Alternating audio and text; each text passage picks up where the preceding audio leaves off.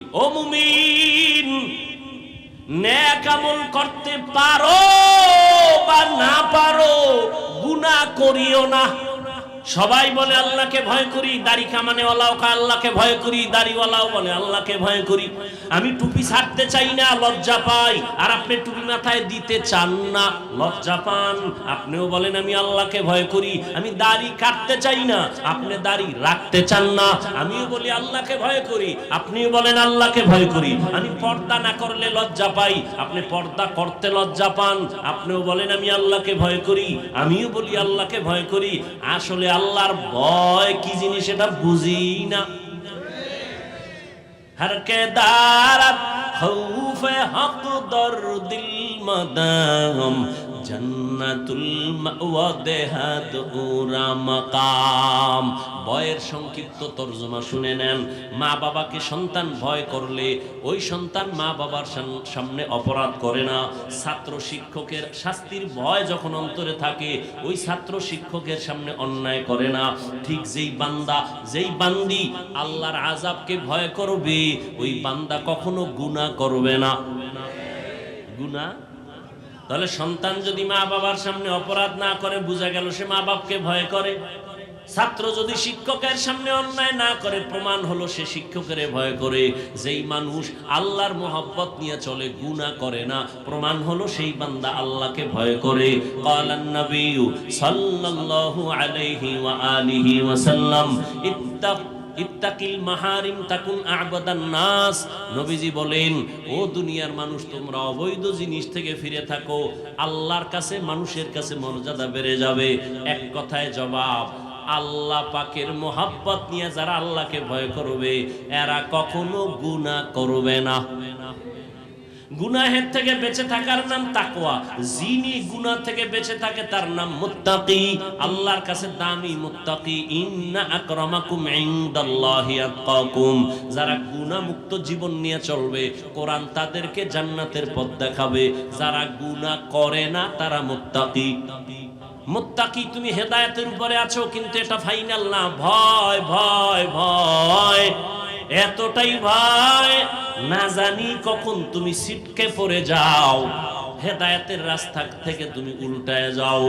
এরকম কত আল্লাহর বান্দার ইতিহাস এ জমিনের মধ্যে আছে। এত হেদায়েতের উপরে থাকার পরেও হঠাৎ করে ছিটকে পড়ে গেছেন, লাইন থেকে লাইনচ্যুত হয়ে গেছেন। ও আল্লাহর বান্দা, ওই ঘটনা বলার সময় আমার ভেতরে নাই। হেদায়েতের উপরে ছিল, কিন্তু ভয় কখন জানি পড়িয়া যায়, কখন জানি হেদায়েত থেকে দূরে সরে যায়, বলা যায় না। ভয় আছে না নাই? কিন্তু বান্দা, কোরআন যদি ধরিয়ে রাখতে পারো, ইনশাআল্লাহ কোরআনের বরকতে পড়ে যাওয়ার ভয় থাকবে না। হেদায়েতের রাস্তা থেকে পড়ে যাওয়ার ভয় থাকবে না। বলে ধরে রাখবো কি? বলে কোরআন। বেশি বেশি কোরআন পড়ো। আল্লাহকে মোহাব্বতের ময়দানে, আল্লাহকে কাছে টানার জন্য, আল্লাহর মোহাব্বত বেশি বাড়াবার জন্য মাধ্যম হলো দুইটা। একটা হলো কোরআন তেলাওয়াত, আর একটা হলো নামাজ। এই দুইটা জিনিস যত বেশি করা যাবে, আল্লাহ তত বান্দার উপরে দুর্বল হবেন, মোহাব্বতের দরজা খুলবেন, রহমতের দরজা খুলে দিবেন। এজন্যই তো আল্লাহ বলেন, ইন্না আকরামাকুম ইনদাল্লাহি আতকাকুম। আমার কাছে দামি ওই ব্যক্তি যার মধ্যে আছে তাকওয়া, আল্লাহর ভয়, গুনাহ থেকে নিজেকে বাঁচাইয়া রাখে। ওয়া আম্মা মান খাফা মাকামা রাব্বিহি ওয়া নাহান নাফসা আনিল হাওয়া ফা ইন্নাল জান্নাতা হিয়াল মাওয়া। হর কে দার খৌফে হক দার দিল মাদাম জান্নাতুল মাওয়া দেহাদ উরা মাকাম। আল্লাহর ভয়, এত বয়ান, এত বয়ান, এত বয়ান, এত বয়ান, তাবলীগওয়ালাদের বয়ান, পীর সাহেবদের বয়ান, বক্তাদের বয়ান, জুমার খতিব সাহেবদের বয়ান, এত বয়ান, এত বয়ানের পরেও কেন ময়দানে বেনামাজির সংখ্যা কমছে না বাড়ছে? এত বেশি কেন? সুদখোর এত বেশি কেন? ঘুষখোরের এত বেশি কেন? বেপরদা এত বেশি কেন? এর একমাত্র কারণ, যত বয়ান করি না কেন, আল্লাহর ভয় তাকওয়া না আসলে বান্দার আমল সুন্দর হবে না। মুফাসসিরিনে কেরাম এখান থেকে কিছু নোক্তা বের করেছেন, রহস্য উদ্ঘাটন করেছেন। আল্লাহ অক্ষর দিলেন, এই অক্ষরগুলো দিয়া কি বুঝাইলেন? যে অক্ষরের কোনো অর্থ নাই কেন দিলেন? অর্থহীন অক্ষর কেন দিলেন? সব মুফাসসিরিনে কেরাম এই অক্ষরগুলোর ব্যাপারে বলেন আল্লাহ ভালো জানেন, আমরা কেউ জানি না। এর রহস্য কি? আল্লাহ দিলেন কেন? এর কয়েকটা জবাবের আমি দুইটা জবাব হয়তো আপনাদেরকে বলবো, ধৈর্য হারাবেন না। এক নাম্বার জবাব, প্রশ্ন কি? অর্থ ছাড়া অক্ষর দিলেন কেন? আলিফ লাম মিমের অর্থ নাই, আলিফ লাম রা অর্থ নাই, আল্লাহ দিলেন কেন? কোরআন শরীফ তো এত দামি কিতাব, যেটা দেখলেই সওয়াব, ধরলেই সওয়াব, পড়লেও সওয়াব, জানলেও সওয়াব। এত দামি একটা কিতাব, জমিনের মধ্যে দ্বিতীয় কোনো আর কিতাব নাই। এ কোরআনের সাথে তুলনা দেওয়ার মতো কোনো কিতাব নাই। জমিনে সব লেখকের লেখার মধ্যে ভুল আছে, আল্লাহর দেওয়া কিতাব কোরআনে কোনো ভুল নাই।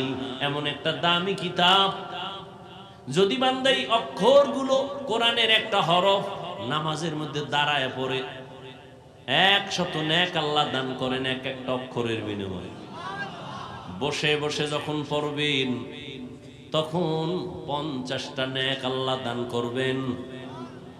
এত সুন্দর দামি কোরআন, এই কোরআনের ভেতরে আল্লাহ কেন অর্থহীন অক্ষর দিলেন? এমন অক্ষর কেন দিলেন যেগুলোর অর্থ নাই?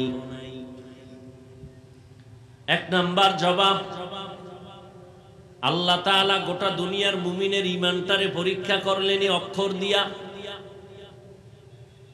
ও মুমিন, তোমার জীবনের পাথেও দিলাম কোরআন, এখন তুমি কি আমার কোরআনটা পুরা মানবা নাকি পুরাটা মানবা না? বুঝলে মানবা নাকি বুঝলে মানবা না? এখানে তোমার পরীক্ষা। যদি কোনো মুমিন বলে আমি আল্লাহর কোরআন বুঝলেও মানি না বুঝলেও মানি, ওই লোকটা রিক্সা ড্রাইভার হলো, সে মুমিন, তার ঈমান তাজা। আর যদি কেউ বলে আমি আল্লাহর কোরআন বুঝলে মানি না বুঝলে মানি না, ও যদি 22 হাত পাগড়িওয়ালা হয়, তাজা বেঈমান। কোরআন সবাই একভাবে বুঝবে না, বুঝার মেধা আল্লাহ দেন নাই। এই কারণে এক একজন এক এক লাইনে বুঝছেন, তো এই জন্য এক এক ধরনের তাফসীর হয়েছে। আল্লাহ মুমিনের ঈমান পরীক্ষা করলেন এই অক্ষরগুলো দিয়া। ও বান্দা, তুমি এতই বুঝো, এতই জানো,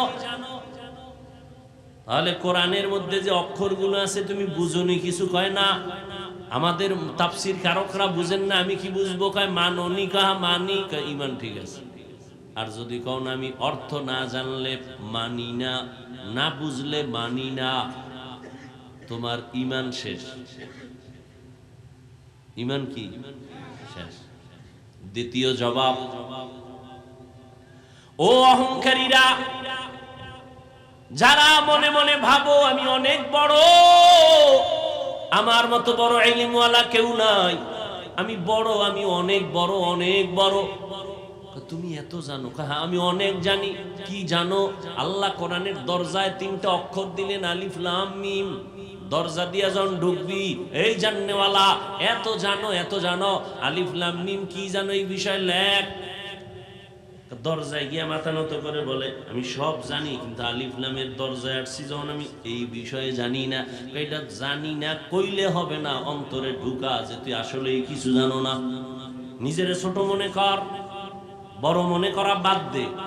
কোরআনের দরজার সামনে যেহেতু তুই স্যারেন্ডার হয়ে গেছো, তাহলে ওই অন্তরে রাখ যে আসলে আমার জানার বাইরে অনেক কিছু আছে জানা, যেগুলো আমি জানি না। অহংকার দমন করলেন আল্লাহ অক্ষর দিয়া। দ্বিতীয় জবাব, আরো 5টা জবাব আছে, ওদিকে যাব না। শেষ জবাব হলো, প্রশ্নটা ছিল যে অর্থহীন অক্ষর দিলেন কেন, তার শেষ জবাব হলো এই অক্ষরগুলোর অর্থ অবশ্যই আছে। এটা হলো শেষ জবাব। এই অক্ষরগুলোর কি আছে? অর্থ আছে। কেউ জানে না, কেউ জানে না, আল্লাহ জানেন। কয় না নবীও জানেন। কথা নবী জানলে সাহাবাদের বললেন না কেন? কয়টা আল্লাহর সাথে তার সাথে বন্ধুত্ব বজায় রাখার পাসওয়ার্ড। কি অর্থ? গোপন নাম্বার, এগুলো কাউকে বলেন না, এটা ভেদ। এই জন্য আল্লাহ জানেন, নবীও জানেন এগুলোর অর্থ আছে। কেউ আবার ধারণা কইরা কিছু অর্থ এভাবে ধারণার উপরে লেখছেন। লাম আলিফ লাম মিম, মিমের দ্বারা মুহাম্মদ, লামের দ্বারা জিব্রাইল, আলিফের দ্বারা আল্লাহ। কত অর্থ কি হইল? আল্লাহর কোরআন জিব্রাইলের মাধ্যমে মুহাম্মদের কাছে আল্লাহ পাঠাইছেন। বাস একটা তরজমা, মানে একটা ধারণার উপরে কেউ কেউ লেখছেন, কিন্তু সবার এক কথা, যিনি লেখছেন তিনিও বলেন আসল রহস্য আমি জানি না, কে জানেন?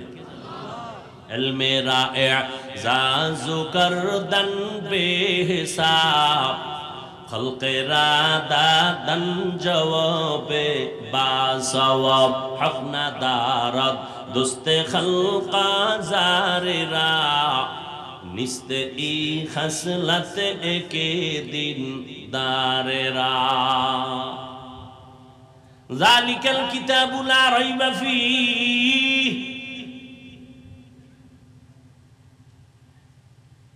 কোন জিনিসকে ইশারা করার জন্য কাছেরটাকে আমরা বলি এই, দূরেরটাকে বলি ওই। বুঝেননি? হ্যাঁ, এই উডো করে বাবা, ভাল লাগে না? ছেড়ে দেবো? হ্যাঁ, ওই যে বলছি বয়ান যা হবে আপনাদের আকর্ষণ আর মহব্বতে হবে। আমার এখানে ব্যক্তিগত কোনো ক্রেডিট নেই। দূরের জিনিসকে ইশারায় করে বলে ওই, কাছেরটাকে বলে, এটারে আরবিতে বলে, দূরেরটাকে বলে জালিকা, কাছেরটাকে বলে হাজা। কোরআন শরীফ ওই না এই বলে? কোরআন শরীফ দূরে না কাছে? কত কাছে কয় অন্তরে, কয় মেধায়, বলে ঠোঁটের আগায়, নাকি দূরে না কাছে? দূরের জিনিসকে ওই বলে, কাছেরটাকে এই বলে, দূরেরটাকে বলে জালিকা। কোরআন যদি দূরে থাকে বলবে জালিকাল কিতাব, দূরের কিতাব। কোরআন শরীফ দূরে না কাছে? তাহলে বলা দরকার ছিল হাজাল কিতাব, এই কিতাব। কিন্তু আল্লাহ জালিকাল কিতাব, ওই কিতাব কেন বললেন? দূরেরটাকে কাছেরটাকে দূরে বললেন কেন? প্রশ্ন বুঝেননি কি? এগুলো খারাপ লাগতেছে আপনাদের কাছে? দূরের কোরআন দূর দিয়া বললেন কেন, কাছের কোরআন? এক নাম্বার জবাব, জালিকা দ্বারা উদ্দেশ্য হাযাল কিতাব, এখানে ওই দ্বারা এখানে উদ্দেশ্য হলো এই কিতাব, এক জবাব। দ্বিতীয় জবাব, আসলেই কোরআন যদিও তুমি দেখো কাছে, কিন্তু না, যদিও দেখো লেখা কোরআন তোমার হাতের নাগালে আছে, কাগজে লেখা, কিন্তু এর ভেদের রহস্যের ইলম ও মারিফত তোমার মেধা থেকে অনেক অনেক অনেক অনেক দূরে। তিন নাম্বার জবাব, কোরআন এই কিতাব না ওই কিতাব, মানে ওই দূরের কিতাব। বলে কই দূর? বলে ওই আদম আলাইহিস সালাম, ওই নূহ আলাইহিস সালাম, ওই ইব্রাহিম আলাইহিস সালাম, ওই দাউদ আলাইহিস সালাম, ওই ঈসা আলাইহিস সালাম, ওই যত নবীদের আল্লাহ যত ইলম দিলেন, ওখান থেকে নির্যাস আল্লাহ নিয়া কোরআনের মধ্যে দিলেন। এটা এই কিতাব না, ওই সমস্ত নবীদের দেওয়া ইলমওয়ালা কিতাব। বুঝেননি? কয়টা হইল? চার নাম্বার জবাব, ওই কিতাব মানে এটা জমিনের কিতাব না, ওই লাউহে মাহফুজের কোরআন। লাউহে মাহফুজ চিনেননি? আর কথা কন না, নড়াইলের পিছনে শিক্ষক ছাত্রকে কয় হিমালয় পর্বত কাছে না আসমান কাছে? কয় স্যার আসমান কাছে। হিমালয় পর্বত তো আরো দূরে। এটা কেমনে বললি? কয় স্যার সত্যটাই বলছি। হিমালয় পর্বত দেখা যায় না, আসমান দেখা যায়। লৌহে মাহফুজ, লৌহুন মানে তক্তা, মাহফুজ মানে সংরক্ষিত। লৌহে মাহফুজ মানে সংরক্ষিত তক্তা। এই তক্তা কোথায়? আল্লাহ কয় আমি নবীজিরে দাওয়াত দিয়ে নিয়ে দেখাইছি মেরাজের রাতে। আমরা যেখানে বসে আছি এটার নাম পৃথিবী নামক গ্রহ জমিন। এখান থেকে প্রথম আসমান, মাঝখান জায়গাটাকে দর্শনের ভাষায় বলে মহাশূন্য। দূরত্বর ডিস্টেন্স হচ্ছে 500 বছরের পথ। এখান থেকে 500 বছর দূর, এরপরে প্রথম আসমান। প্রথম আসমান থেকে আর দ্বিতীয় আসমানের মাঝখানে আবার মহাশূন্য, এরকম খালি জায়গা। দূরত্ব 500 বছরের পরে দ্বিতীয় আসমান। নবী কয় আল্লাহ আমাকে দাওয়াত দিয়ে নিছেন, আমি সবগুলো ভেদ করে গেলাম। মক্কা থেকে বাইতুল মাকদিস, ওখান থেকে আল্লাহ আমাকে নিয়ে গেলেন প্রথম আসমানে। গিয়া দেখলাম 2টা দরজা লাগানো নূরের তালা দিয়া, তালাগুলো লক করা। ভেতরে দারোয়ান জিব্রাইল আমার সাথে বলে দরজা খোল। ভেতর থেকে আওয়াজ আছে, মান আনতা, কে তুমি? বলে আনা জিব্রাইল, আমি জিব্রাইল। বলে তোমার সাথে? অমাম্মাক, তোমার সাথে কে? বলে হুয়া মুহাম্মদ সাল্লাল্লাহু আলাইহি ওয়াসাল্লাম। কদ উরসিলা ইলাই, কেন আসছো? অনুমতি নিয়ে আসছো নি? ভেতরের দারোয়ান জিগায়, হ্যাঁ আল্লাহ অনুমতি দিয়েছেন, দরজা খুলে দাও। তালা খুলো। 2টা দরজা, দোনোটা দরজা সুন্দরভাবে লাগানো। নবী বলেন তালা লাগানো নূরের তালা। কিসের তালা? নূরের তালা। চাবি কই?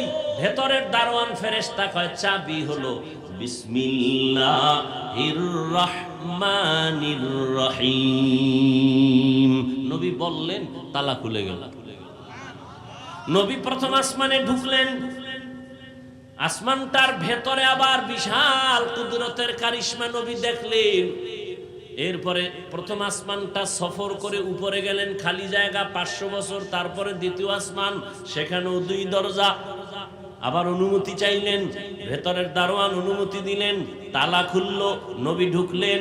দ্বিতীয় আসমানটা সফর করলেন, ঈসা নবীর সাথে মোলাকাত। ওখান থেকে আবার মহাশূন্য, 500 বছরের দূরত্ব। এর উপরে 3 নাম্বার আসমান। নবী ওখানে ঢুকলেন, ঘুরলেন, আবার মহাশূন্য পাড়ি দিলেন। এরপরে ঢুকলেন 4র্থ আসমানে।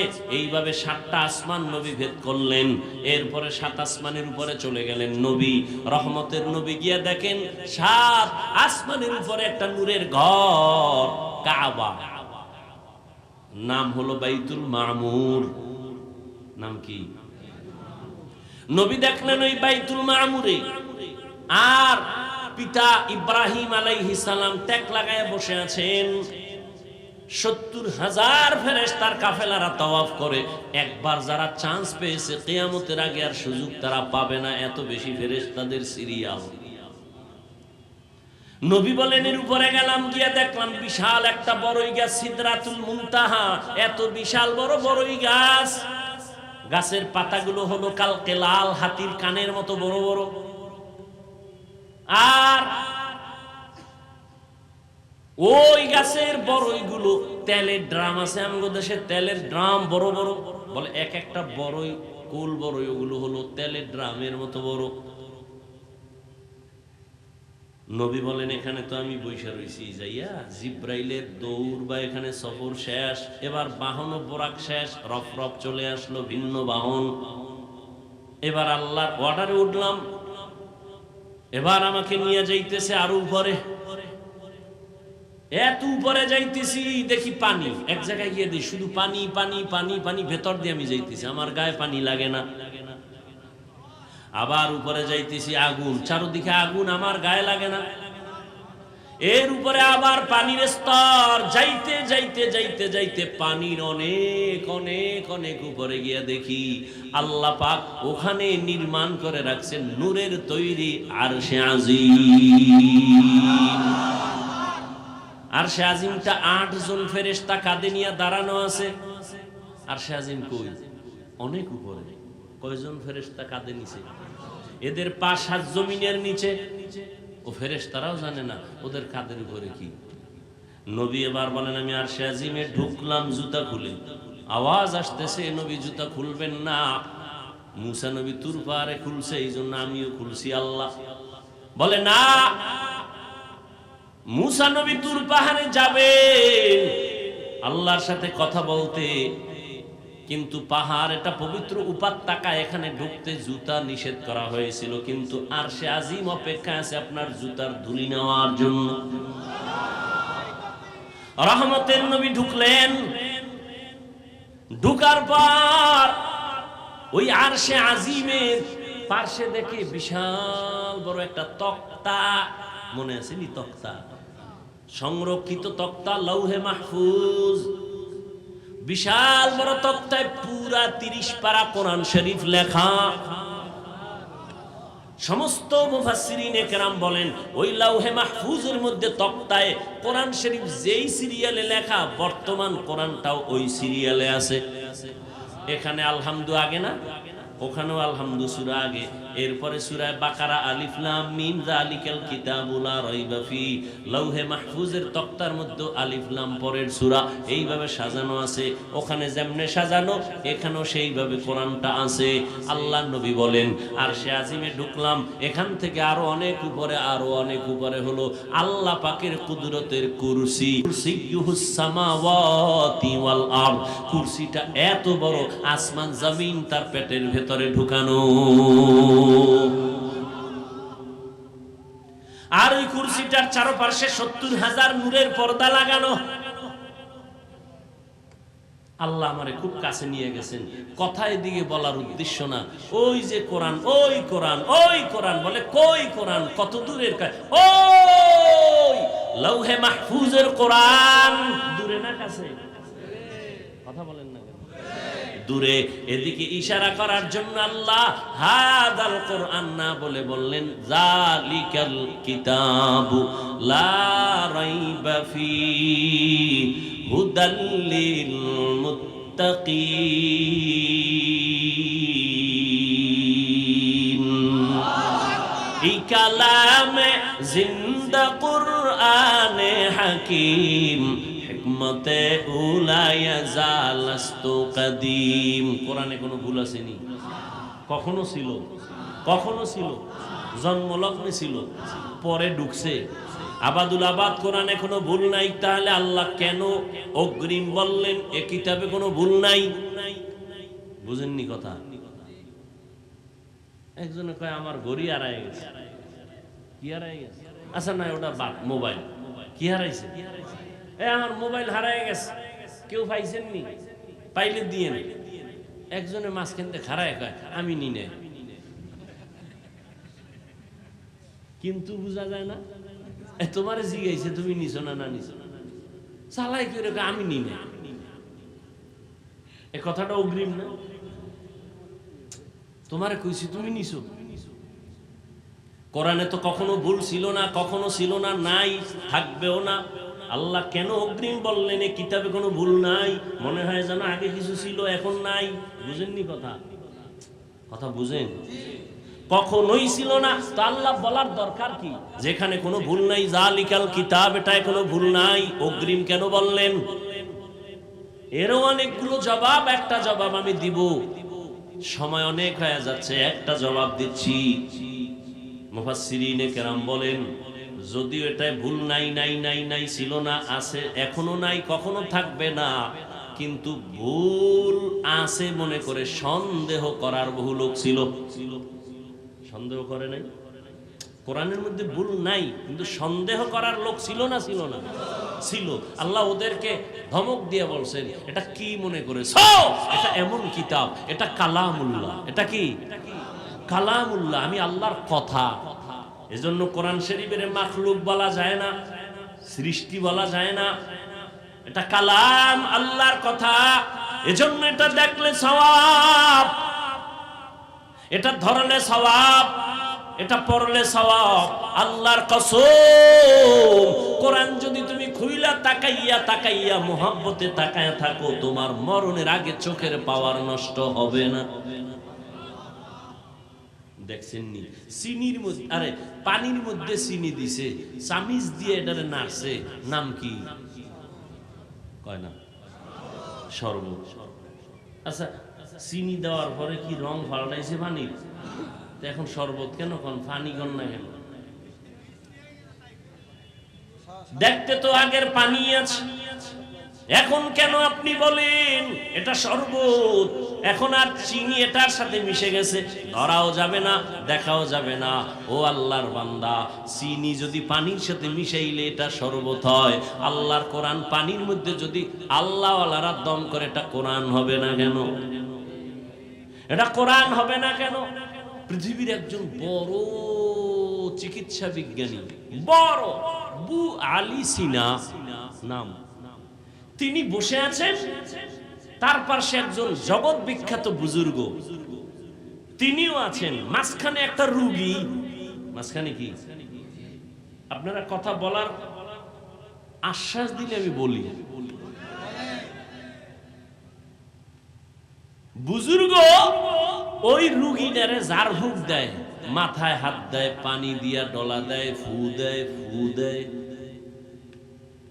পাশে বিশাল বড় চিকিৎসক, ইতিহাসের পৃষ্ঠায় যারা এ নিয়ে লেখাপড়া, সারা দুনিয়ার চিকিৎসা বিজ্ঞানীরা এই ব্যক্তির নাম জানে, শ্রদ্ধা করে, আবু আলী সিনা। হুজুর আপনি কি করেন? তো হুজুর চুপ রয়ে গেছে, ওনার গায়ে লাগছে, আরে একটা মানুষের এবার ফু দিলে কি হইব? ঔষধ দেয় না, কিছু দেয় না, খালি ফু আয়, কি হইব? তখন খুব ভিতরে হালকা রাগ নিয়ে কয়, এই হুজুর আপনি করেন কি? হুজুর কিছু কয় না। হুজুর তো আবার যেমন তেমন হুজুর না, কঠিন হুজুর, ভিতরে আগুন আছে। কিছুক্ষণ পর কয়, তুমি গাধা, বুঝবা না। এত বড় চিকিৎসক, আমি কি স্বপ্নে ভাইয়া কই? এই কথা কও নেই, এত বড় চিকিৎসক, মনে কষ্ট লাগে নাই? গরম হয়ে গেছে, এত বড় সাহস, হুজুর মানুষে এই কথা বললেন কেন? হুজুর আবার চুপ, ও একসাটিয়া মারতেস, এত বড় সাহস আপনি এই ব্যবহার কেন করলেন? হুজুরের উল্টা পাল্টা বলতে বলতে এক পর্যায়ে, হুজুর আপনি মাতেন না কেন, কথা বলেন না কেন? আমি বাংলায় বলছি, কি বাংলা ভাষা বুঝেন? এই কিছু ফালতু মানুষ আছে সমাজে, হুদা জায়গায় পেছ লাগে। খুব ভালো করে বুঝেন। এবার হুজুর অনেকক্ষণ চুপ করে কয়, ভাই আপনি রাগ করছেন? রাগ করছি মানে? বলে আপনি রাগ করলেন কেন? আপনি আমাকে গাধা শব্দ কেন বললেন? এটা তো আমি মুখ দিয়ে বলছি, আপনার সমস্যাটা কি? আমি তো আপনার গায়ে হাত দিই নাই, মারি নাই, ধমক দিই নাই, ঘুষি দেই নাই, আমি মুখ দিয়ে বলছি গাধা, আপনার সমস্যা কি? চলে যাইতেছে, বুঝি টুঝি না, সমস্যা কি? বুঝো, ভালো করে বুঝো, একটা গালি দেওয়ার পরে তোমার কলিজার মধ্যে গিয়া যদি বারবার আঘাত করতে পারে, আল্লাহর কোরআন দিয়া যদি বান্দার শরীরের মধ্যে ফু দেই, কেন কোরআন আঘাত করবে না? ইলমেরা ইজাজু করদান বেহিসাব, খলকেরা দাদান জওয়াবে বাসওয়া। যালিকাল কিতাবু লা রাইবা ফীহি হুদাল লিল মুত্তাকিন। এ কোরআন আল্লাহ কেন পাঠাইছেন?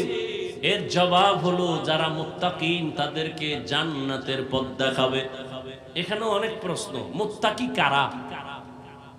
মুত্তাকি তারা যারা আল্লাহকে ভয় করে, যারা আল্লাহকে, আচ্ছা এখানে যারা আছেন সবাই যদি আমি জিজ্ঞাসা আপনারা আল্লাহরে ভয় করেননি, অনেকে আবেগে বলবে আপনাদের থেকে বেশি করি, অথচ ফজর পড়ে নাই, জহুর পড়ে নাই, আসর পড়ে নাই, মাগরিব পড়ে নাই, এশাও পড়ে নাই, রাস্তায় বিড়ি টেনে বইছে, এরকম আসে কেন নাই? আবার মোনাজাতের পরেও বিড়ি টানবে, আবার একজনে পকেটে হাত দিছে, আসে না হয়ে গেছে।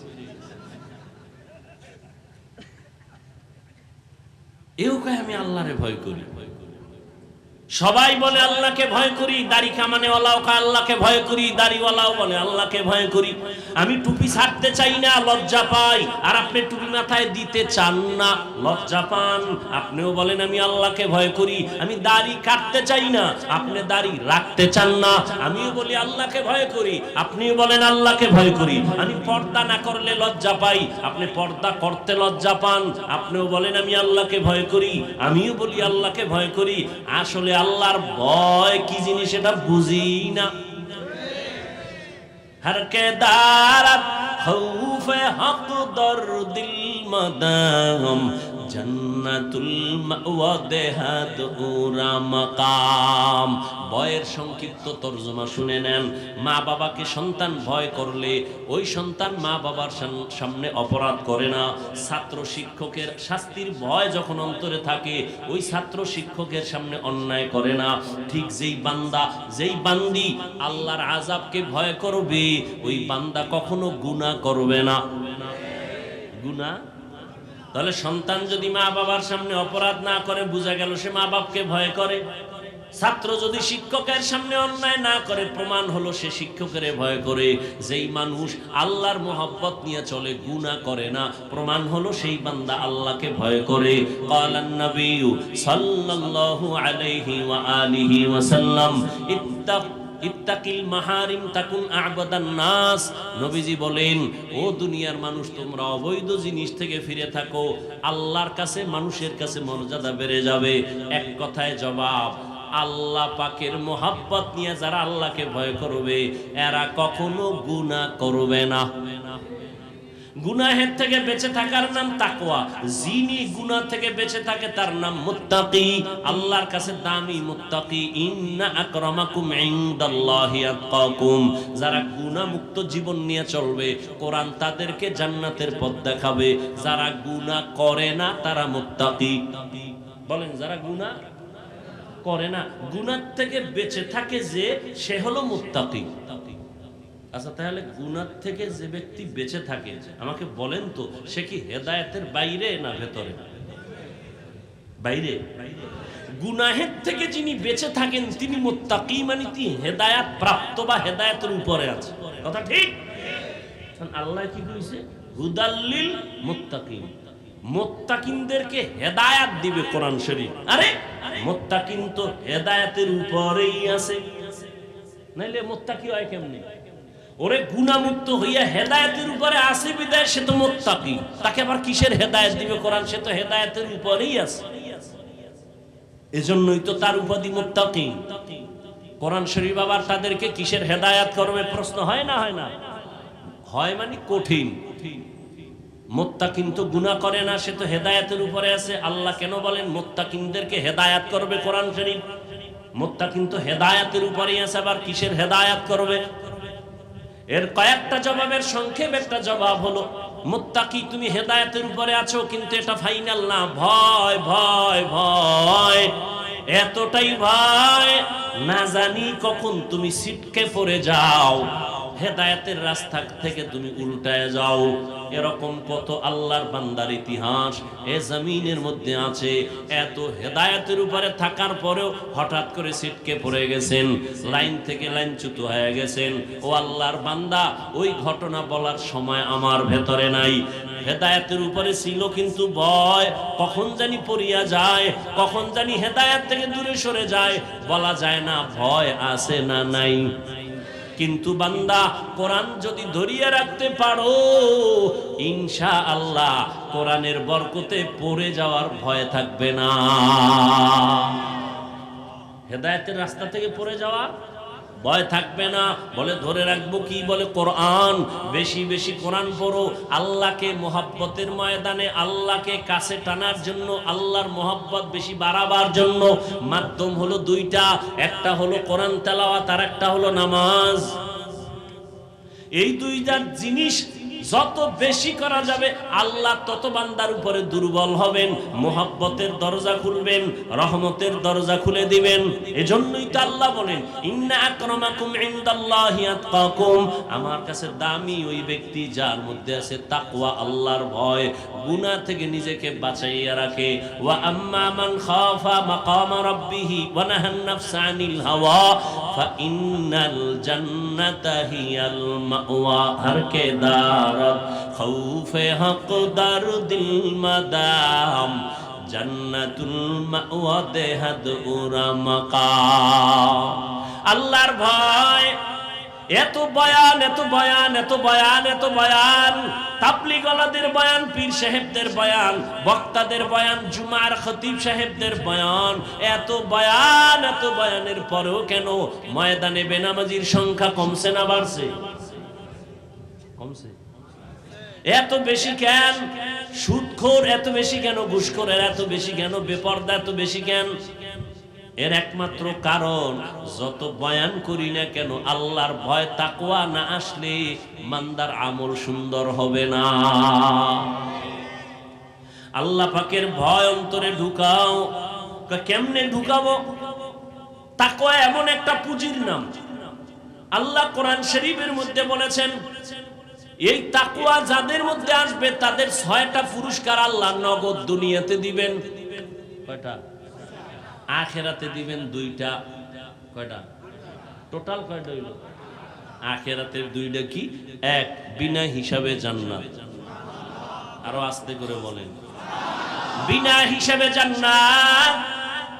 দ্বিতীয় পুরস্কার মুত্তাকিনদের জন্য, পরকাল জীবনে পর্দা ছাড়া ডাইরেক্ট আল্লাহর সাথে হবে মুলাকাত। আর দুনিয়াতে কয়টা? 6টা। কয়টা? কার জন্য এই পুরস্কার? মুত্তাকি। মুত্তাকি কারা? যারা বিড়ি টানে, হুজুরকে গালি দেয়, তার কারা মুত্তাকি? যারা গুনাহ থেকে নিজেকে বাঁচায় রাখে।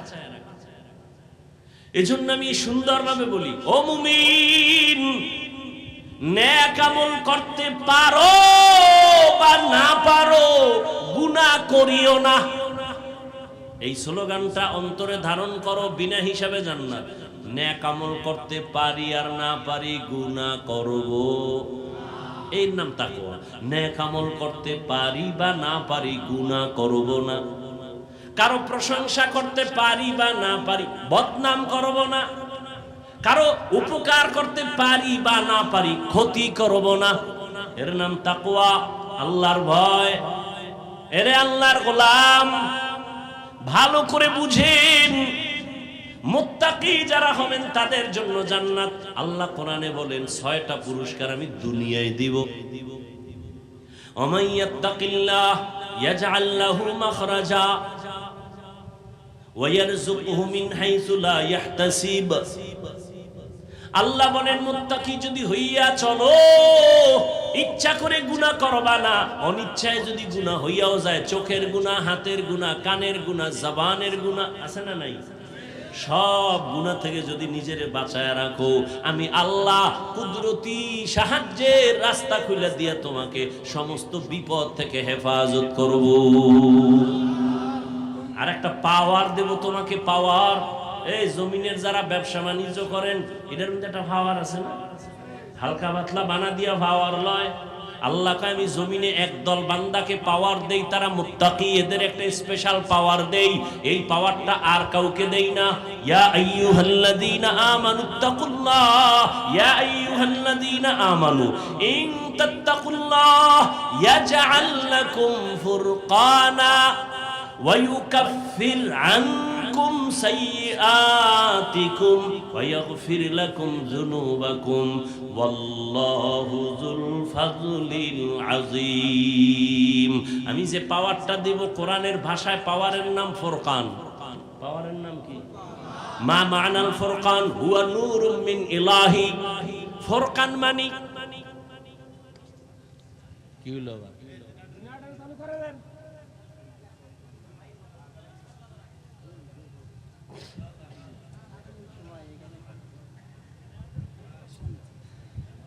হাদিসের ভাষায় এই পাওয়ারের আরেকটা নাম আছে। قال النبي صلى الله عليه وآله وسلم اتقوا فراسة المؤمن فإنه ينظر بنور الله। হাদিসের ভাষায় পাওয়ারের নাম ফেরাসাত। বলেন পাওয়ারের নাম কি? আর পীর আউলিয়ার আরেকটা ভাষায় এর নাম ইলহাম, এর নাম কাশফু। ইলহাম, কাশফু। ফেরাসাতের পাওয়ার ওমর ফারুক রাদিয়াল্লাহু তাআলা আনহু জুমার খুতবায় দাঁড়াইয়া খুতবা দিতেছেন, হঠাৎ অপ্রাসঙ্গিক একটা শব্দ বললেন, ইয়া সারিয়াতা আল জাবাল। ও সারিয়া, পাহাড় পাহাড় পাহাড়, তিনবার বললেন ইয়া সারিয়া আল জাবাল, ইয়া সারিয়া আল জাবাল, ইয়া সারিয়া আল জাবাল। সারিয়া একজনের নাম। এরে ওমর খুতবায় বইয়া কইতেছে, এই সারিয়া, পাহাড় পাহাড় মানে পাহাড়কে পেছনে ফেলে যুদ্ধ চালাও, শত্রু জানো আসতে না পারে, একদিক থেকে যুদ্ধ চালাও। সারিয়াই আওয়াজ শুনে ফেলাইছে। কত দূরে ছিল সারিয়া? মুফাসসিরিনে কেরাম লেখছেন 3000 কিলোমিটার দূরে।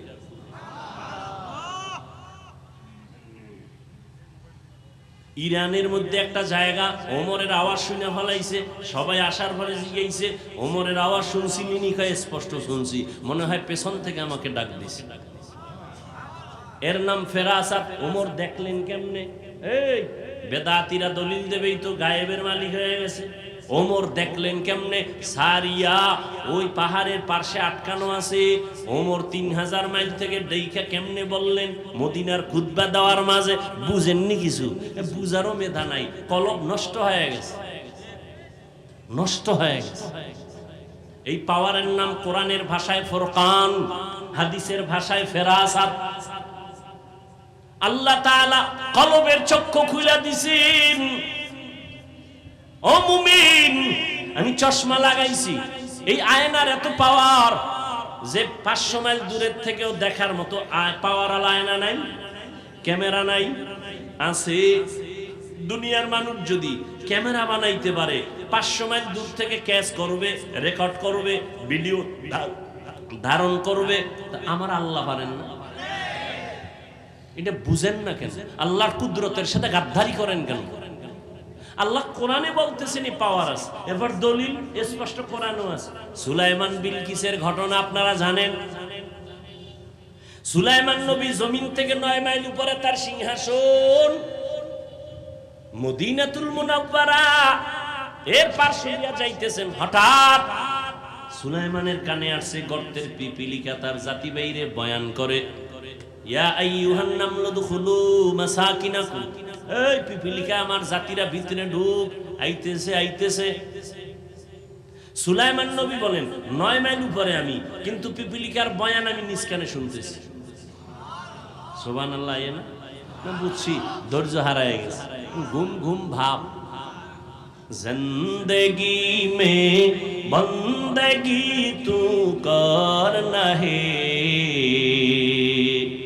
जिंदगी में बंदगी तू करना है, जिंदगी बे बंदगी शर्मिंदा है, जिंदगी बे बंदगी शर्मिंदा है।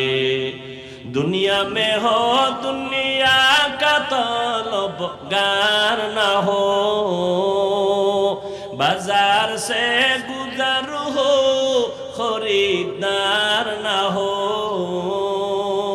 ये दुनिया एक मिसले कागज फूल है, ये दुनिया एक मिसले कागज फूल है।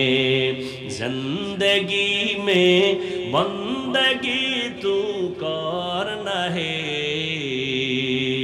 जिंदगी बे बंदगी शर्मिंदा है, जिंदगी बे बंदगी शर्मिंदा है। अरे আল্লাহর বান্দা ভালো করে বুঝেন, সুলাইমান নবী পিপিলিকার বয়ান শুইনা সিংহাসনকে বললেন ল্যান করো, নিচে নামো। নিচে নামলেন। নামার পরে সুলাইমান নবী, ঘটনা অনেক বড় আপনারা জানেন, বলে বিলকিস ওই যে হুদহুদ পাখি গেছি গা, ও লইয়াইছে এক খবর। আপনি মনে করছেন বড় হুজুর, এদেশে তো এক ম্যাডাম বয়ে রয়েছে সিফার ভিতরে। ম্যাডাম দেশ চালায়, পাওয়ার কত, তাই নাকি? বলে হ্যাঁ সত্য নিকা, সত্য কথা বুঝমু কেমনে, একটা চিঠি লেখি, চিঠিটা ফাটায় দাও। কি উত্তর আসে আবার নিয়ে আসো। ইন্নাহু মিন সুলাইমান ওয়া ইন্নাহু বিসমিল্লাহির রহমানির রহিম। চিঠি লিখে দিলেন। এরপরে আদান প্রদান হয়ে গেল। এবার সব ওকে হয়ে গেল। সত্যি বিলকিস নামের এক মহিলা মুলকে সাবা শাসন করে, শোষণ করে।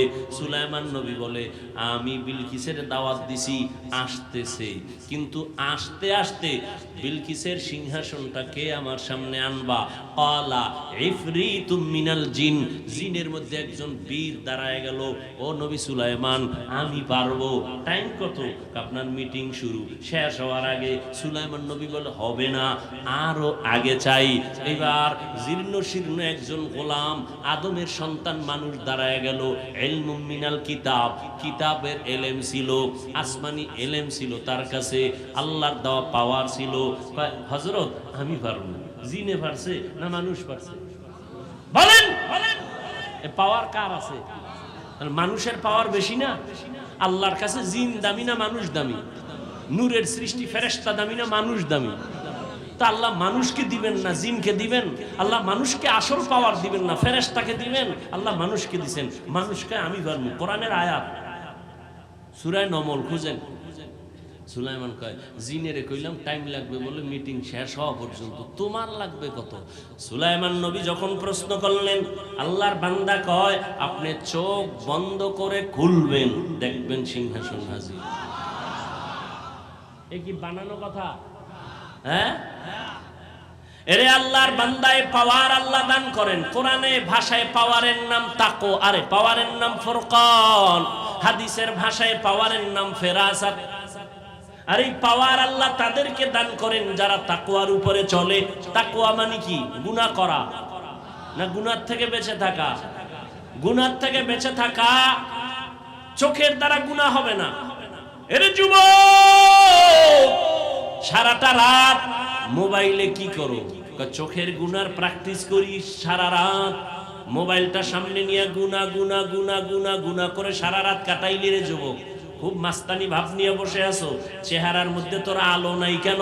তোর চেহারা এখানে উজ্জ্বলতা নাই। তোর বয়স মাত্র 25 থেকে 30। 40-এর আগে তো চেহারা নষ্ট হওয়ার কথা না। 30 বছরে তোর চেহারার মধ্যে আকর্ষণ নাই কেন? দেখলে মায়া লাগে না কেন? এরা যাদের কলবের চক্ষু খোলা তারা বলতে পারবে তুই রাতের বেলা কি পরিমাণ গুনাহ করেছো। নিজ হাতে নিজেরে জবাই করলি ছুরি ছাড়া। মোবাইল হাতে নিয়ে যৌবন শেষ করলি নিজেরটা নিজে। এরে যুবক, নিজের চরিত্রটাকে ধ্বংস করলি। মা বাবা তোরে বরদোয়া করে, তুই এত চরিত্রহীন। আলেমরা তোরে খারাপ জানে, তোর ব্যবহার এত খারাপ। এলাকার মুরব্বীরা তোরে বরদোয়া করে, তুই গাড়ির তলে ভইরা মর। ঠিকই তো পড়ো। বাইক লইয়া বের হইছো, লাশ হইয়া ঘরে আইছো। হয় না? হয় না? আরো আকাম কর। কবি নজরুলের ইতিহাস পড়ো, কত গর্ব করো। তোর মতো সারা রাত মোবাইলে আকাম করলে কবি আর নজরুল হতে পারতো না। ও বাবা, তোমার সাথে আমার দুশ্মনী নাই বাবা। পাও ধরে বুঝাইতে চাই, যদি মনে বলতা ডাইরেক্ট বলতা হাফিজ ভাই নিচে আসবেন নি, পাও ধরবেন নি, বল এখন নেমে আসবো। আমি কিন্তু এতক্ষণ যে চিল্লাইছি, পৃথিবীতে কথা বলার মতো কষ্টের কোনো কাজ নাই। কিসের মাটি কাটা কষ্ট, কিসের রডের ফ্যাক্টরিতে কষ্ট, সিমেন্ট ফ্যাক্টরিতে, এর থেকে সব থেকে বেশি কষ্ট কথা বলা। এরপর যদি আর টাইম মতো ঘুমাইতে না পারি, এরপর যদি টাইম মতো খানা না খাইতে পারি, তোমার ব্যালেন্স তো হারায় যায়। একটা মানুষের ঘুম হলো শরীরের ঔষধ, সেই ঘুমটা টাইম মতো হয় না। সেই ঘুম নাই, খানা নাই, এরপর আবার চিল্লাইয়া 1 মিনিট 2 মিনিট না ঘন্টাকে ঘন্টা, তাও আবার এক লাইনের মানুষ না, হরেক লাইনের মানুষ। এক লাইনের হইলে না একটু বুঝান যাইতো। আলেম হইলে চুপচাপ একটা বইল দৌড়, এখানে বহু লাইনের মানুষ যারা আমারে কাফের বললে খুশি হয়, রাতের ঘুমটা আরামে হয়, এরাও এখানে বসে আছে। আছে না নাই? সব লাইনের মানুষগুলো ঠিক মনকে এক লেভেলে রাইখা বয়ান করা কত যে কঠিন। একটু যদি গরম কথা উল্টা পাল্টা হয়ে যায় মনে কষ্ট চলে আসবে। ও আল্লাহর বান্দারা, এতক্ষণ যে চিল্লাইয়া তোমাদের পায়ে ধরে ধরে বিনয়ের সাথে বয়ান করি, শুধু আমি না, সব আলেম ওলামারা। ও আল্লাহর বান্দারা, এই জন্য আমি ঢাকায় গতকালও বলছি, সারা দেশে বলি, যুবকদেরকে একটা দায়িত্ব দেব। জীবনে বহু কিছু করছো, আমার এই দায়িত্বটা পালন করবি। যদি বুকে সাহস থাকে, বিবেক ঠিক থাকে, আমার কথা যদি তোর যুক্তিতে মিলে যায়, কথাটা হলো এই জমিনে ভালো করে মনে রাখবি, ওলামায়ে কেরামদের অবদান ভুলে যাওয়া যাবে না। দুনিয়াতে জীবনে বহু বন্ধু পাইছো, বান্ধবী পাইছো, সবগুলো আল্লাহর কসম, জীবনে যত বন্ধু পাইছো সব হলো ধান্দাবাজ, স্বার্থপর। নেতার পিছনে দৌড়াও না, এ স্বার্থপর। মেজাজ গরম হইলে, স্বার্থে আঘাত লাগলে দল থেকে নাম কাটবে না, কল্লা কেটে ফেলবে। ঠিক নেই?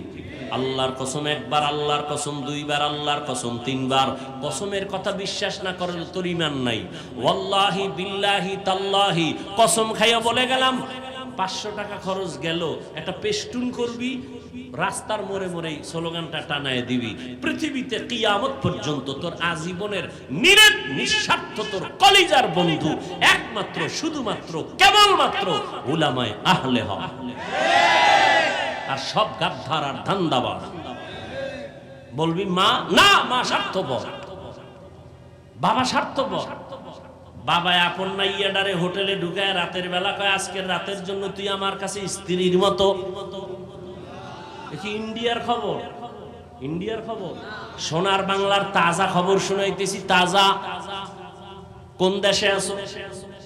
এরে যুবক, স্বার্থে আঘাত লাগলে তোর বন্ধু তোর নাম্বারটা ডিলিট করে দেয়। ঠিক নেই? বান্ধবী তোর টাকা পয়সা খাইয়া আর এক জায়গায় কোরআন কসম খায়, আমি তোমার। ঠিক নেই? দুনিয়াতে যারে পাইছো সব ধান্দাবাজ, স্বার্থপর।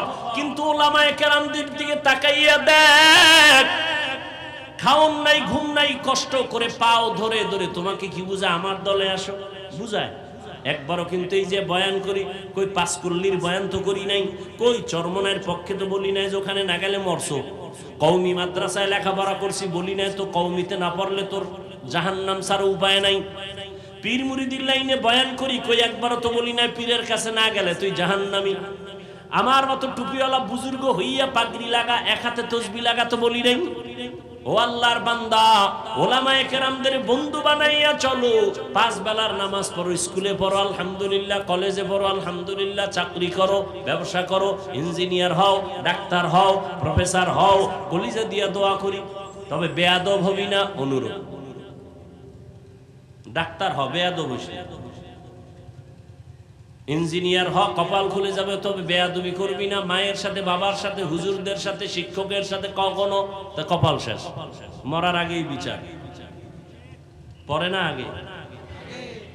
তুমি দেখো না, আমি দেখছি, নাম কইতাম না, বহু প্রমাণ লই এরপরে কথা বলি।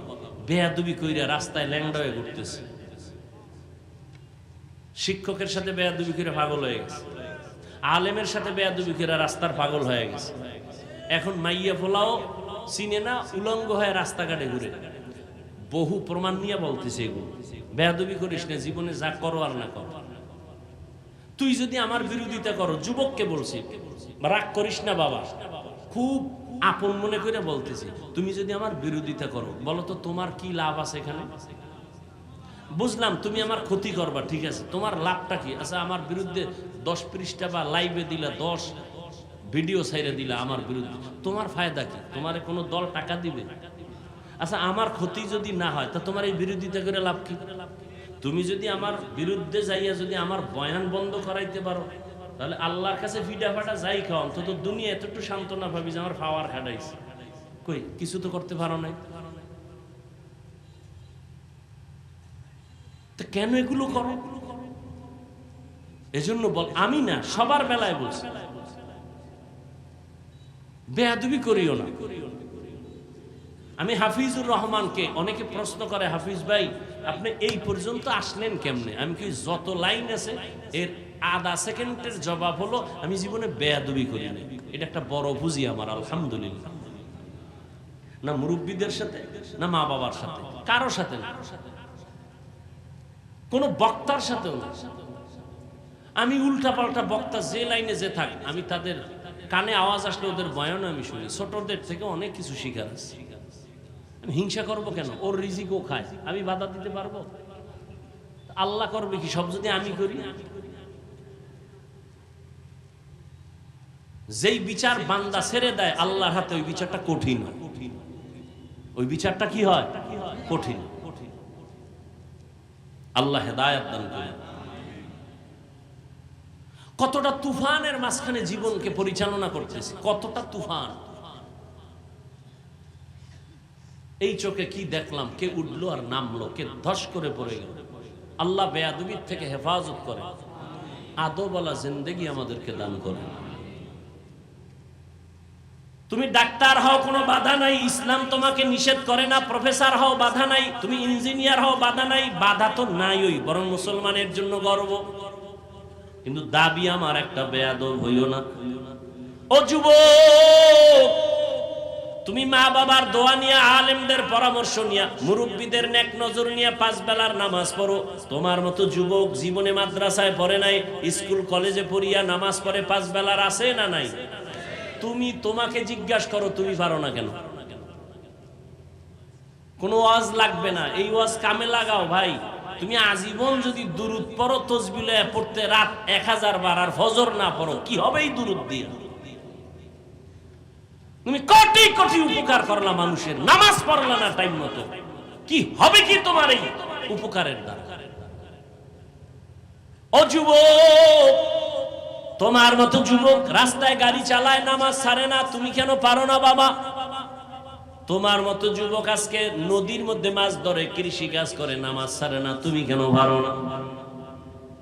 আমার মাওলার কোরআনটা কি মিথ্যা মনে করেছো? ও যুবক বাবা, তুমিও আল্লাহর গোলাম, আমিও আল্লাহর গোলাম। তোমার আল্লাহ আমার আল্লাহ এক, তোমার নবী আমার নবী এক, তোমার কোরআন আমার কোরআন এক, তোমার কাবা আমার কাবা এক, ধর্ম এক, কালেমা এক। নাকি আলাদা? দুনিয়াতে আসছি তাও এক, নাকি তুমি লঙ্গি হয়ে রয়েছো? ভাই কথা বলো। বিদায় বেলা কাফনের সংখ্যা হবে 3টা, তাও এক। আমি বক্তার জন্য একটা বেশি হবে, গরিব রিক্সা ড্রাইভারের একটা কাফন কম হবে। কে ধনী কে গরিব, সবার বেলায় কাফন 3টা, মহিলাদের বেলায় 5টা, কালার হবে আলাদা। হুজুরদের কাফনের কালার একরকম, তোমাদের একরকম না রে বাবা, কালারও হবে এক। কাফনের উপরে লেখা থাকবে কোন হুজুরের কোন লাশ, থাকবে না? শেষ বাহাদুর। আমি আজকে বক্তা কত ভাব, তুমি শ্রোতা, তুমি ডাক্তার, আমি রোগী কত ভাব। সাদা কাফনে যেদিন ঢুকবি সেই দিন বুঝবি ভাব কি জিনিস। ডাক্তারের লাশটা যেমন পরে থাকবে, রোগীর লাশটাও পরে থাকবে, আলেমের লাশ যেমন থাকবে, যারা আলেম না তাদের লাশ এমন পরে থাকবে।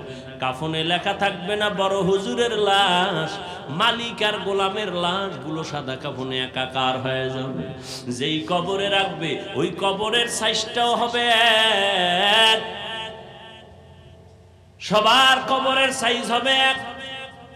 ও আল্লাহর বান্দারা, ওই কবরে রাইখা যাবাই যখন চলে যাবে, প্রশ্ন হবে 3টা, সবার বেলায় এক। আমাকে যেই প্রশ্ন করা হবে, আপনাদের সে একই প্রশ্ন করা হবে। রবের পরিচয় দাও, ধর্মের পরিচয় দাও, রাহমাতুল লিল আলামিনের পরিচয় দাও। এই 3টা প্রশ্নের জবাব যারা দিতে পারবে তাদের কবর হবে জান্নাতের টুকরা, যারা দিতে পারবে না তাদের কবর হবে জাহান্নামের গর্ত। ও আল্লাহর বান্দারা, ও যুবক বাবারা, আজকে তুমি কত যুক্তি দিয়া চলতেছো। ও আল্লাহর গোলাম, আজকে আমিও যদি তোমার মতো বিবেক খাটাইয়া টুপিটা ফালাইয়া চলতাম, কেউ বাধা দিত না। আমি প্যান্ট শার্টটাই লাগাইয়া দাড়ি কাইটা যদি মাস্তানি ভাব নিয়ে চলতাম, কেউ আমারে বাধা দিত না। টুপি মাথায় দিলে মাথা গরম, তাও বুঝি। দাড়ির কারণে যৌবনের ভাব চলে যায়, তাও বুঝি। এই জামাটা গায়ে দেওয়ার কারণে অনেক গরম লাগে, তাও বুঝি। আবার কত টুপিওয়ালাদের মানুষ গালি দেয়, কত বাজে কথা বলে, তোমরাও কত কথা বলো, সব আমরা জানি, শুনি, বুঝি। একবারও কেন টুপি ফালাই না, দাড়ি ফালাই না, নামাজ সারি না রে বাবা, বেপরদায় চলি না? এর একমাত্র কারণ আমার মাওলার কোরআন সত্য, নবীর কথা সত্য, জাহান্নাম সত্য। ও যুবকেরা, একটু নিজেরা আমাকে জবাব দাও, আল্লাহর কোরআনে জান্নাতের বয়ান আসেনি? ভাই বলো, আল্লাহর কোরআনে জাহান্নামের বয়ান আসেনি? কে জান্নাতে যাবে, কে জাহান্নামে যাবে, আল্লাহ তাও বয়ান করছেন। ইন্নাল আবরারা লাফি নাঈম ওয়া ইন্নাল ফুজ্জারা লাফি জাহিম। নেক আমলওয়ালাদের জন্য জান্নাতের সুসংবাদ, গুনাহগার যারা তাদের জন্য জাহান্নামের দুঃসংবাদ। ও আল্লাহর বান্দারা, এই জাহান্নামের ভয়, শাস্তির ভয়, এর নাম তাকওয়া। এই ভয়টা অন্তরে জমাইয়া এরপরে আবু বকর সিদ্দিক রাদিয়াল্লাহু তাআলা আনহু, সদকার মাল খাওয়া তার জন্য হারাম। তার গোলামের সৎকার একটা মাল তিনি খেয়ে ফেলছেন।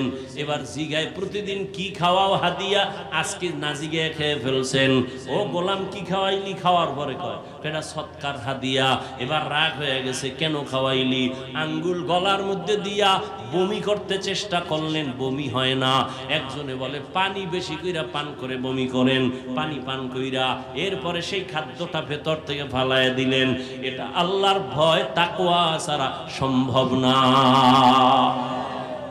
হুদাল্লিল মুত্তাকিন, তাকওয়া এমন একটা পাওয়ার, এমন একটা পুঁজি। ইন্নামা ইয়াতাকাব্বালুল্লাহু মিনাল মুত্তাকিন। তাকওয়ার পুঁজি ছাড়া আল্লাহর কাছে তোমার আমল কবুল হবে না রে বাবা। এই তাকওয়া বড় দামি এক সম্পদ। আল্লাহর ভয় অন্তরে জমা করো। ও আল্লাহর গোলাম ওমরে ফারুক রাদিয়াল্লাহু তাআলা আনহুর ঘটনা সেদিন আমি কিতাবে দেখলাম। তিনি যখন খেলাফতের জায়গায় বসা, তখন অর্থ মন্ত্রণালয়ের দায়িত্ব ছিল পয়গম্বরের একজন জলিল কদর সাহাবী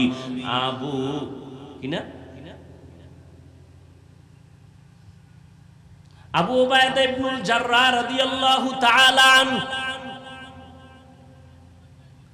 ওমর ঈদের দিন আসতেছে আগামীকাল। স্ত্রী কয় বাজার টাজার যা হইছে, কিন্তু বাচ্চাদের একটু জামা কাপড় দরকার, টাকা লাগে। টাকা তো নাই। আপনি যে রাষ্ট্র পরিচালনা করেন, 1 মাসের অগ্রিম বেতন নিয়ে আসেন। ওমর চিঠি লিখলেন আবু উবায়দা ইবনুল জাররার কাছে, আমার 1 মাসের বেতনটা অগ্রিম দাও। চিঠি চলে গেল আবু উবায়দা ইবনুল জাররার কাছে রাদিয়াল্লাহু আনহু। তিনি চিঠি পাইয়া কান্না শুরু করলেন। তিনি পাল্টা চিঠি লিখলেন খলিফাতুল মুসলিমিনের কাছে, ও খলিফাতুল মুসলিমিন, আমি আপনাকে 1 মাস অগ্রিম টাকা দিব যদি আপনি আমার 2টা প্রশ্নের জবাব দেন। তাকওয়া, তাকওয়া, আল্লাহর ভয়। প্রশ্নটা ওমরের কাছে চলে আসলো। খলিফাতুল মুসলিমিন চিঠি খুইলা দেখতেছেন আবু উবায়দা ইবনুল জাররাহ 2টা প্রশ্ন করছেন। 1 নাম্বার প্রশ্ন, আপনি যে আগামী মাসের বেতন চাইছেন, বলেন আগামী মাস বেঁচে থাকার গ্যারান্টি। ওমর চিঠি পেয়ে চোখের পানি ছেড়ে কাঁদতেছেন। দ্বিতীয় প্রশ্ন, ও খলিফা, আপনি এখন খেলাফতের চেয়ারে আছেন, আগামী মাসে জনগণ আপনারে ক্ষমতায় রাখবেনি, গ্যারান্টি বুঝেন? আপনি যে অগ্রিম চাইলেন, এই সামনের মাসে জনগণ আপনারে রাখবেনি না জোহরের আগে ভাড়ায় দিবে? আপনি যে ভাবতেছেন, আপনি খাইতেছেন অগ্রিম, সামনে মাসে আপনি ক্ষমতার চেয়ারে বসতে পারবেন নাকি জোহরের আগে যাবেন? গ্যারান্টি। ওমর কাঁদতেছে, মোনাজাত দিয়া কয়, মালিক দয়া করিয়া আবু উবায়দা ইবনুল জাররার মাকাম তুমি বাড়ায়া দাও, আমাকে তোমার মোহাব্বতের বন্ধনে আরো আকৃষ্ট করে ফেললো। তাকওয়া বড় কঠিন। আবু বকর খেলাফতে বসা, একদিন বিবি সাহেবা বলে আমার মিষ্টি খাইতে মনে চায়। রাষ্ট্র পুরা তার হাতে। আবু বকর, বউ কয় মিষ্টি খামু। আবু বকর কয় মিষ্টি খাওয়ানোর টাকা আমার হাতে নাই। ও বাবা, এগুলো গাঞ্জা খায় বলি না, বুঝো কেমন আল্লাহর ভয়। বিবি সাহেবা কিছুদিন পর হঠাৎ আবার আইসা কিছু টাকা দিছেন, কিছু টাকা দিয়া কয় নেন। কয় কিসের টাকা? কয় মিষ্টি খাইতে চাইছিলাম ওই সময় না কইছিলেন টাকা নাই, এখন আমি কিছু টাকা জমায়ে দিলাম, এবার আমারে মিষ্টি আইনা দেন। আবু বকর কয় টাকা কই পাইছো? বিবি সাহেবা কয় আপনি যে বেতন নেন সরকারি ভাবে, ওই বেতনের টাকার থেকে কিছু কিছু জমাইয়া এই টাকা আমি জোগাড় করেছি, মিষ্টি নিয়ে আসেন। আবু বকর বলে তাহলে আমি বুঝলাম, আমি যে বেতন নেই এই টাকাগুলো না হইলে আমার সংসার চলে, তাহলে এই মাস থেকে আমি এই টাকা কমাইয়া বেতন নিব। বুঝেননি?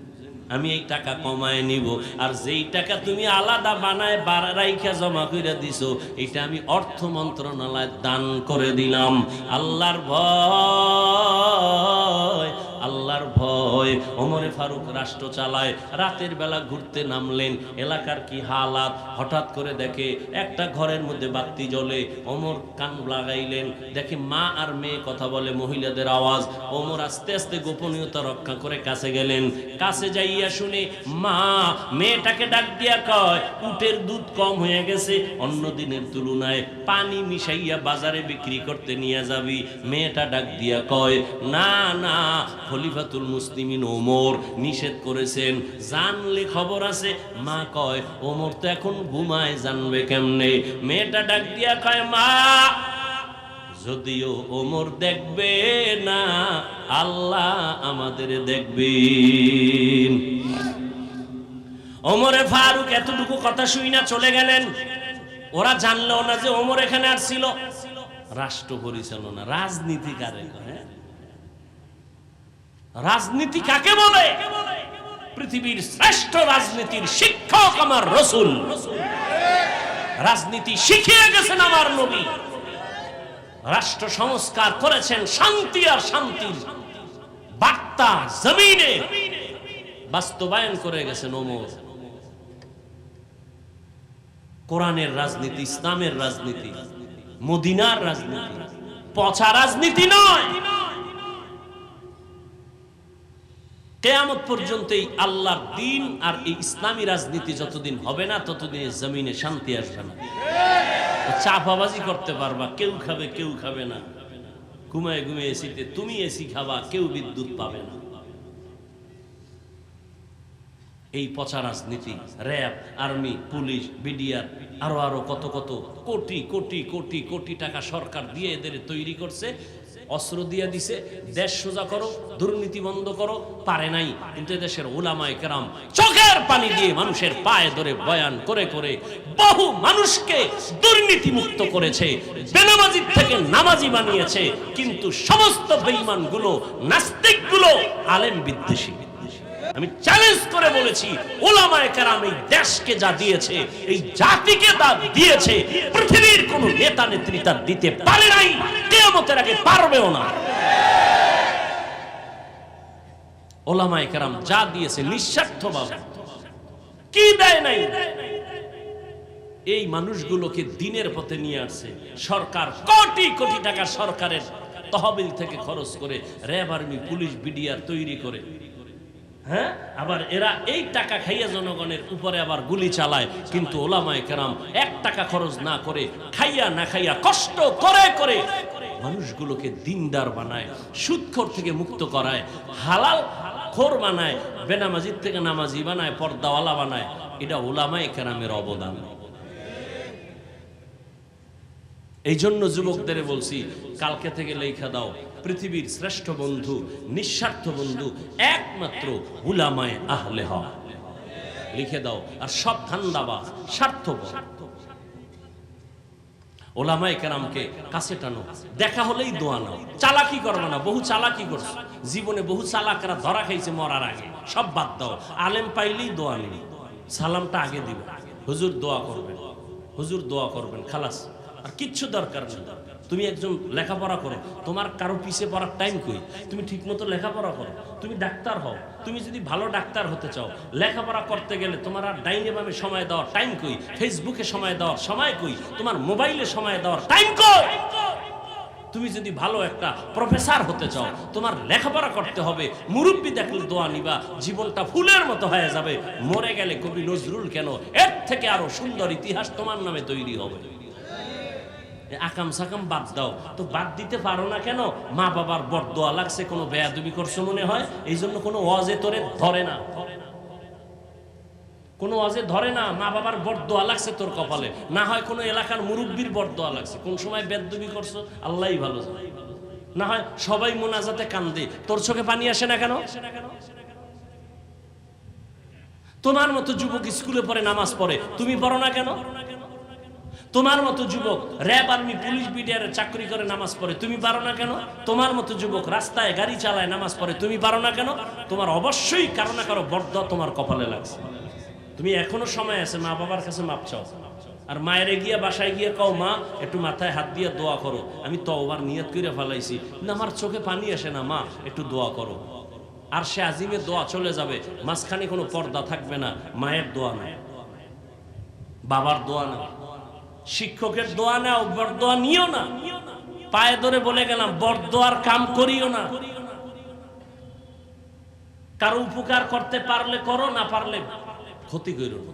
কারো প্রশংসা পারলে করো, কারো বদনাম করিও না। নেক আমল পারলে করো, না হয় গুনাহ করিও না। অশেষ এই তিন কথাই ওয়াজ, এটার নাম তাকওয়া। পারলে নেক করো, না পারলে চুপ, গুনাহ করিও না। এটা হলো সব থেকে বড় তাকওয়া। পারলে প্রশংসা করো, না হয় চুপ, বদনাম করিও না। পারলে উপকার করো, না হয় চুপ, কারো ক্ষতি করিও না। তোমার তো বুঝ আমার থেকে মোটেও কম না, আলহামদুলিল্লাহ। তুমি তো একটা ভালো ছাত্র, স্কুলে পড়ো, কলেজে পড়ো, মেধা আছে, তোমার থেকে অশালীন ব্যবহার আসবে কেন? তুমি ফেসবুকে উল্টাপাল্টা করবা, মানুষের অন্তরে কষ্ট যাবে কেন? তোমার মা বাবা কষ্ট করে তোমাকে মানুষ বানাইতে চায়, আর তুমি করো কি? তোমার মা বাবা চায় তুমি একটা ভালো ডাক্তার হবে, শুধু নড়াইলে না, গোটা দেশে তোমার সুনাম ছড়িয়ে পড়বে। কিন্তু তুমি করতেছো কি? নিজের জীবনটাও খাইতেছো, মা বাবার নাকে মুখে জীবনের বেইজ্জতির চুনকালি লাগাবার ফিকিরে চলতেছো। তোমার কারণে মা বাবা মুখ দেখাইতে পারে না। তুমি কত বড় অভিশপ্ত সন্তান, নির্লজ্জ বেহায়া সন্তান। তোমার কারণে মা বাবা কষ্ট পায়, সমাজে মুখ দেখাইতে পারে না। তুমি এত বড় অভিশপ্ত সন্তান, তুমি আবার মাস্তানি করো। তোমার ব্যবহারে এলাকার মুরব্বীরা কষ্ট পায়, আলেম কষ্ট পায়, বন্ধু বান্ধবেরা কষ্ট পায়। তুমি নিজেকে বড় মনে করো কিভাবে? তোমার মুখে হাসি আসে কিভাবে?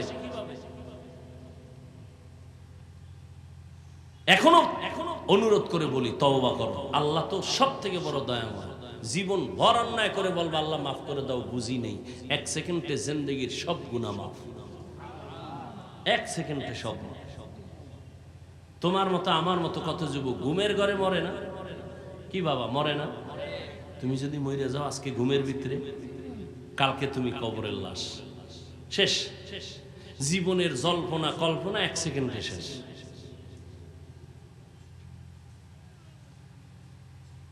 এই জন্য আল্লাহর ভয় অন্তরে জমা করো, আলেমদেরকে কাছে নাও, মোহাব্বত লাগাও, পাঁচ বেলার নামাজ পড়ো, স্কুলে পড়ো, শিক্ষকের দেখলে সালাম দিও। কোনো মেয়ের সাথে উল্টাপাল্টা ব্যবহার করিও না, অযথা কথা বলবা না, গুনাহ করবা না। চোখকে হেফাজত করো, জবানকে হেফাজত করো। আল্লাহ আমাকেও হেফাজত করার তৌফিক দান করেন, আপনাদেরকেও তৌফিক দান করেন। তাকওয়া, আল্লাহর ভয়, এটা আসবে কেমনে? আল্লাহ নিজে বলতেছেন, কুনু মা'আস সাদিকিন। আল্লাহর প্রিয় বান্দা যারা, সত্যবাদী এদের বন্ধু হয়ে চলো, কারণ নজরের মধ্যে বরকত আছে। আল্লাহ ওয়ালাদের নজরে বরকত আছে। একটা বেনামাজি গাঞ্জাখোর নজর দিলে বাচ্চা অসুস্থ, গাভীর দুধ কইমা যায়, গাছে নারিকেল হয় না। বদনজর আছে না নাই? একটা বেনামাজির বদনজরে যদি একটা বাচ্চা অসুস্থ হয়, আর বাচ্চার মধ্যে রিয়াকশন হয়, গাছে রিয়াকশন হয়। একটা গাভীর দুধ কইমা যায় একটা গাঞ্জাখোরের চোখের নজরে। খাঁটি আল্লাহওয়ালা মুত্তাকি তাহাজ্জুদওয়ালার নেক নজরে কেন অ্যাকশন হবে না? তাদের থেকে দোয়া নাও রে যুবক। স্কুলে পড়ো, কলেজে পড়ো, এখনো সময় আছে। মনে মনে আল্লাহকে বলো, শুনাইয়া বলা লাগবে না, মনে মনে বলো, ও আল্লাহ, জীবনে তো কম নামাজ সারি নাই, কম দাড়ি কাটি নাই, কম বেপরদায় চলি নাই। ও আল্লাহ, মরিয়া গেলে কে আমার নেতা, কে নেত্রী, কে ভাই, কে বোন, কে মা, কে বাবা, কেউ আমার আপন হবে না। ওই কবরে আমার একা পড়ে থাকতে হবে। আল্লাহর কোরআন সত্য, সাহাবায়ে কেরামের মতো তাকওয়া তোমার আমার নাই। তাদের কত সুন্দর এলেম, কত সুন্দর নির্ভেজাল তাদের আমল, নির্ভেজাল তাকওয়া, নির্ভেজাল ইখলাস, এত সুন্দর তেলাওয়াত। এরপরও তারা জীবন ভর কান্না করছেন, কবরে কি উপায় হবে, হাসরের ময়দানে কেমনে দাঁড়াবো আল্লাহর আদালতে। ওই চিন্তা করিয়া, আল্লাহর আযাবের ভয় অন্তরে জমা করিয়া নিয়ত করো বাবা, আল্লাহকে মনে বলো, বলো আল্লাহ, মরিয়া গেলে যাব, হায়াতের মালিক তুমি, ইজ্জতের মালিক তুমি, রিজিকের মালিক তুমি। আজকে থেকে আর গুনাহ করব না, জবানের দ্বারা, চোখের দ্বারা আর গুনাহ করব না, মা বাবার সাথে বেয়াদবি করব না, উলামায়ে কেরামের দোয়া নিয়ে চলবো, 5 বেলার নামাজ পড়বো, মুরব্বিদের নেক নজর নিব। ও আল্লাহ, গুনার কারণে তুমি ফিরাইয়া দিও না। আজকে থেকে তওবা করে নিলাম, পারলে নেক আমল করব, না হয় গুনাহ করব না। পারলে কারো উপকারও করব, না হয় ক্ষতি করব না। পারলে আমি কারো প্রশংসা করব, না পারলে কারো বদনাম করব না। ও আল্লাহ, তুমি যদি তৌফিক না দাও পারবো না। পেছনে শয়তান আমাকে ধোঁকা দেয়। ও আল্লাহ, তোমার তৌফিক চাই। আজকে থেকে নামাজ ছাড়বো না, দাড়ি কাটবো না, বেপরদায় চলবো না, মা বাবার সাথে বেয়াদবি করব না, নবীর তরিকা মেনে চলবো, উলামায়ে কেরামের পরামর্শ নিয়ে চলবো।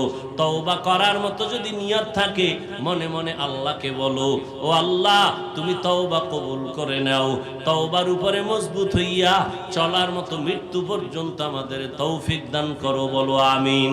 আলহামদুলিল্লাহি রাব্বিল আলামিন, ওয়াসসালাতু ওয়াসসালামু আলা সাইয়্যিদিল আমবিয়া ওয়াল মুরসালিন ওয়া আলা আলিহি ওয়া আসহাবিহি আজমাইন।